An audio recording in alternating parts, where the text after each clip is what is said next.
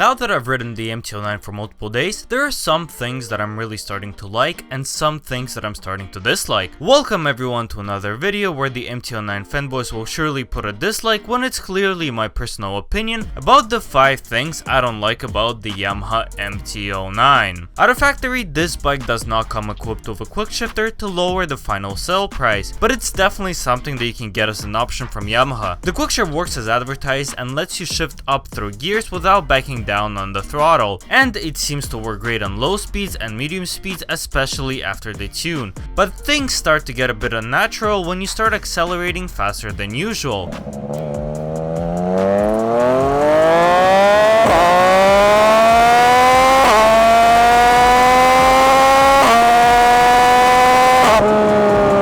Compared to other bikes, the MT-09's quickshifter introduces a big delay on upshifts, which throws my whole body forward on every upshift. This is definitely something you have to get used to, especially if you're switching over from a motorcycle that used to have a quickshifter which provided less of a delay at higher speeds. In 2017, the MT-09 got a big visual and a light mechanical update. The forks were improved to be adjustable, as well as other improvements in fueling.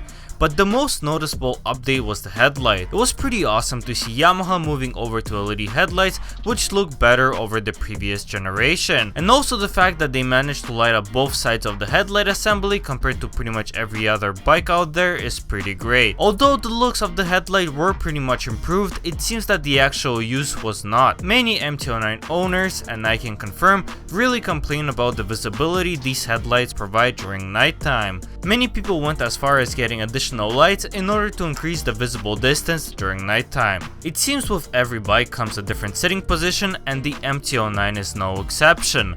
Although I like the straight up sitting position the MT-09 offers, I'm not the biggest fan of the seat itself. First of all, it gave me a weird feeling of not being locked into the bike, which definitely felt different. It felt more like I was sitting on top of it, but that's just something you have to get used to.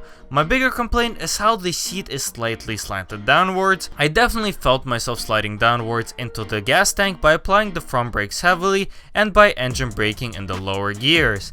The seat itself is not the softest thing in the world, but I would suggest upgrading it to the comfort seat if that's accessible within your budget, as I heard it does sit more flat, which makes it less slanted and also a bit more plush. To lower the production cost, many automotive powersport companies use the same parts throughout multiple models. Very similarly how Mercedes interior looks similar in pretty much every model, Yamaha does the same with their switches. These switches were originally put on the FZ09 model, which later followed for the FZ07, but I always seem to have problems with them.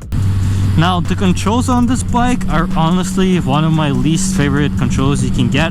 Now, this bike is also paired with OEM heater grips, and as you can see, the button is so far away, so I really have to scooch over my hand to actually press the horn button. The turn signals are also a little bit farther away, but they're not nearly as hard to hit as your horn button. On the right side here, I have zero problems. A lot of people actually have complained about the switch getting stuck in the starting position, and I actually have experienced that on the FZ07, but this bike hasn't had any problems at all. Honestly, for the most part, these are the things that I mostly disliked about the MT-09. To finish our top 5 list, let's talk about the engine. Not the way that it provides power, but more how it sticks out on both sides of the bike. This doesn't really affect me as I am quite tall, but I could definitely see shorter riders having some issues. Sometimes when I come to a stop, my legs touch the engine case because it sticks out quite a bit. Now pair that with a person who's a bit shorter and has less room to put their legs, and it could get pretty annoying because the engine does get quite warm in the summertime. These were just some things that I disliked about this motorcycle and thought you would find interesting. Thank you so much for watching this video. Check out Right Tech Moto if you're looking to purchase custom action camera mount. Many other videos are coming out soon, and we will see you in the next one.